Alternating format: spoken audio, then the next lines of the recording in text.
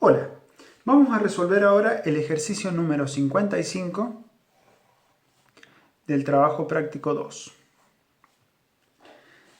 Ese ejercicio dice lo siguiente.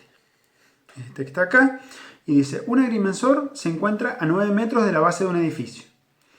Mide el ángulo de elevación a la parte superior del edificio, o sea, este ángulo, ya lo voy a dibujar un poco más grande, y le da 75 grados.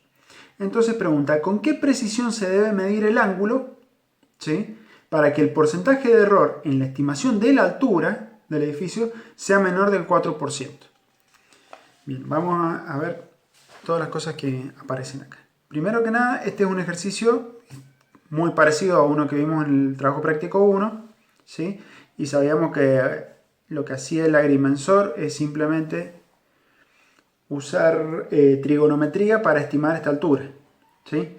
Esta altura, como no la podía medir, no podía poner una cinta métrica de la altura del edificio, era más fácil poner una cinta métrica apoyada en la calle, ¿sí? Medir esta distancia, que en este caso le da 9, y mide este ángulo, que le podemos llamar nosotros, le podemos llamar alfa, ¿sí? Entonces esta altura h es, por trigonometría, pueden sacarlo fácilmente, como este es un triángulo rectángulo, es 9 por la tangente de alfa, ¿sí? Entonces, en general, bueno, es fácil, es medir esta longitud, lo que hace el agrimensor es medir esta longitud, medir este ángulo con un aparato que, por ejemplo, es un teodolito que tiene un goniómetro, que es una regla numerada, como si fuera un transportador, que sirve para medir ángulos, ¿sí? Entonces, tiene esto, le da, por ejemplo, en este caso le dio 9, tiene este ángulo, le dio, por ejemplo, 30 grados, lo reemplaza acá y tiene una estimación de la altura del edificio, ¿sí? Ahora, ¿qué es lo que nos pregunta este ejercicio? Nos pregunta, ¿con qué precisión tengo que medir el ángulo para que el error en la estimación de la altura sea menor a un cierto porcentaje?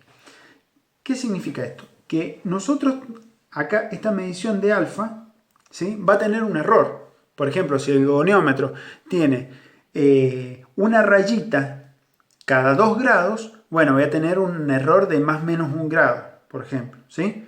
Si este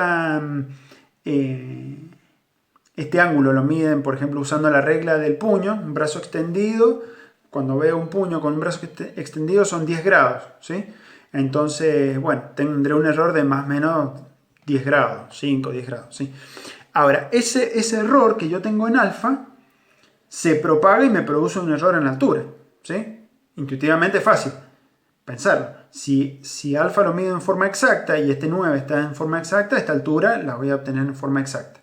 Pero si este alfa tiene un error de más o menos 10 grados, este h va a tener un error de más o menos tantos metros, ¿sí? Ahora, ¿cómo se relaciona? Y bueno, este es un problema de tasas relacionadas. Yo tengo dos variables, tengo alfa y h que están relacionadas, entonces sus tasas también están relacionadas. Muy bien, veamos cómo se relacionan. Acá lo que conviene hacer es pensar en que hay una tercera variable que yo no la estoy viendo, que es una variable independiente de la cual depende alfa y de la cual depende h, ¿sí? Esa variable, llamémosla x, entonces para un cierto x voy a tener valores de alfa y valores de h, ¿sí? Entonces, como estas dos variables están relacionadas, sus tasas tienen que estar relacionadas. Vamos a ver cómo podemos hacer con eso. Primero hay que definir los errores. Acá habla de errores porcentuales, ¿sí? Esos son errores relativos. El error en la altura va a ser la variación que tenga la altura, ¿sí?, entre dos mediciones, por ejemplo, o mejor dicho, entre la medición y el valor verdadero, eso es un incremento, ¿sí?, un incremento en h, una variación en la variable h. El valor verdadero menos el valor estimado. Ahora, para hacerlo relativo, lo tengo que dividir por el valor verdadero, por ejemplo, o por el valor estimado. Ese es el error relativo en la altura. Y de manera similar puedo plantear un error relativo en el ángulo. Es el incremento en el ángulo, o sea, el ángulo verdadero menos el ángulo medido, dividido el ángulo verdadero. O el ángulo medido, que van a ser bastante parecidos, ¿sí? Ahora, lo que vamos a hacer es, como estos son incrementos, los vamos a aproximar con diferenciales, ¿sí? Entonces vamos a usar dos cosas, tasas relacionadas y diferenciales. Acá vamos a usar este pequeño teoremita que se usa para resolver problemas de estimación con diferenciales, que dice que si delta x es igual a diferencial de x, entonces delta h lo voy a poder aproximar con diferencial de h. Y acá hay dos funciones, o sea, esto lo voy a poder usar también para el ángulo. El incremento en el ángulo lo voy a poder aproximar con el diferencial del ángulo, ¿sí? Ahora, ¿cómo encuentro estos? O sea que estos, discúlpenme, estos ya lo puedo aproximar como el diferencial en h sobre h y acá el diferencial en alfa sobre alfa. Ahora, ¿cómo encuentro el diferencial de h y el diferencial de alfa? Bueno, están definidos, ¿no es cierto? El diferencial de h es h' por diferencial de x y el diferencial de alfa es alfa' por diferencial de x. Acá cuando pongo prima estoy derivando con respecto a la variable independiente que tengo de fondo, que es esta x, ¿sí? Que acá no significa nada, acá sería la forma en la que el operario agarró el instrumento, qué sé yo. Hay un montón de factores que son los que terminan haciendo que uno tenga un error en el ángulo y eso provoca que haya un error en la altura, ¿sí? Fíjense que para distintos errores en ángulo voy a tener distintos errores en altura. Existen todas estas funciones, estas tres, ¿sí? Pero acá, cuando digo prima, estoy derivando con respecto a esta variable, x, ¿sí? Ahora, veamos cómo aparecen estos, cómo aparece h' y alfa'. Bueno, los puedo hacer aparecer acá, porque acá tengo la relación. Entonces, acá tengo la relación entre las variables, voy a poder sacar la relación entre las tasas. La tasa de h sería h' y la tasa de alfa sería alfa', ¿sí? Cómo cambia el alfa con respecto a esa variable independiente y cómo cambia h con respecto a esa variable independiente, que es x. Entonces acá lo que es más cómodo para utilizar es derivación implícita. Derivo a ambos miembros de esta ecuación. La derivada de h es h', ¿sí? O sea, derivé primero con respecto a h y por regla de la cadena después eso me da 1 y por regla de la cadena tengo que derivar con respecto a x y me da h'. Y de este lado también tengo que hacer lo mismo. Por regla de la cadena derivo primero con respecto a alfa y después alfa lo tengo que derivar con respecto a x. ¿Sí? O sea, la tangente depende de alfa y alfa depende de x. Entonces, esto me queda 9. La derivada de la tangente es secante cuadrado de alfa. ¿Sí? Eso es la derivada de la tangente con respecto a alfa. Y por regla de la cadena me falta multiplicar por la derivada de alfa con respecto a x, que sería alfa'. Bien, ahora con estas relaciones que tengo acá, las puedo sustituir en esta ecuación y me queda h', me va a quedar diferencial de h, lo voy a escribir así a propósito, multiplicado por 1 sobre diferencial de x, ¿sí?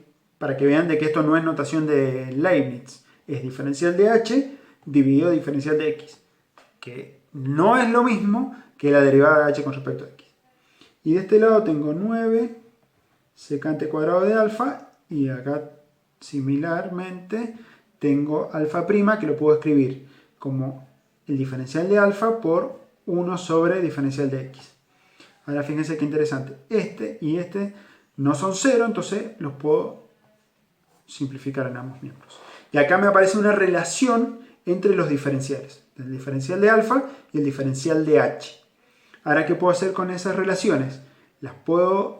Necesito que aparezca h y alfa en el denominador para convertir estas aproximaciones de errores absolutos en aproximaciones de errores relativos. Entonces voy a dividir por h y voy a dividir por alfa ambos miembros. Me va a quedar el diferencial de h sobre h por 1 sobre alfa. Y de este lado me va a quedar diferencial de alfa sobre alfa por 1 sobre h, y acá se repite 9 secante cuadrada de alfa, ¿sí? Y estos eran aproximaciones de mis errores relativos. O sea que acá tengo el error en h, este alfa lo voy a pasar multiplicando, alfa sobre h, acá tengo, este lo voy a escribir 9 secante cuadrada de alfa, y el diferencial de alfa sobre alfa era una aproximación del error en alfa. Pero fíjense qué importante, esto es una igualdad, ¿sí? Los diferenciales están relacionados de esta manera en forma exacta. Pero los incrementos, que es a quienes son iguales los errores, están relacionados no de forma exacta, porque este no es igual a este, ¿sí? Es aproximadamente igual. Entonces, esta relación es aproximada, ¿sí? Pero por más que sea aproximada, yo ya puedo despejar E sub h o puedo despejar E sub alfa. Entonces, puedo decir, bueno, si yo tengo por ejemplo, medí este ángulo usando un brazo extendido y suponiendo que cada puño son 10 grados, bueno, acá yo tengo un error de 10 grados dividido el ángulo que medí. Por ejemplo, medí 30 grados, entonces acá tengo 10 dividido 30, tengo un error relativo en alfa del 30%. Entonces esto es 0,3. Todos estos números son conocidos, ¿sí? Porque h salió cuando saqué la cuenta y alfa es 30 grados, ¿sí? Todos estos números son conocidos, entonces puedo despejar el error en h. Y me va a decir, tenés un error de tantos metros. O puedo hacer al revés, como me propone acá. Dice, ¿con qué precisión tengo que medir el ángulo para que el porcentaje de error en la estimación del edificio sea menor del 4%? O sea, E sub h es 0,04, 4%. Entonces, ¿cuánto tiene que ser E sub alfa? Bueno, lo despejo al revés. E sub alfa va a ser aproximadamente igual a h sobre alfa dividido 9 secante cuadrado de alfa, ¿sí? H lo pueden calcular, alfa es dato, y acá van a poder saber qué porcentaje de error tiene que tener el ángulo, ¿sí? Fíjense que como acá acá me falta multiplicar por E sub h, que era 0,04 en este caso. Fíjense que esto está en términos relativos y este E sub alfa va a ser relativo. Por ejemplo, si les da 0,1 quiere decir 10%.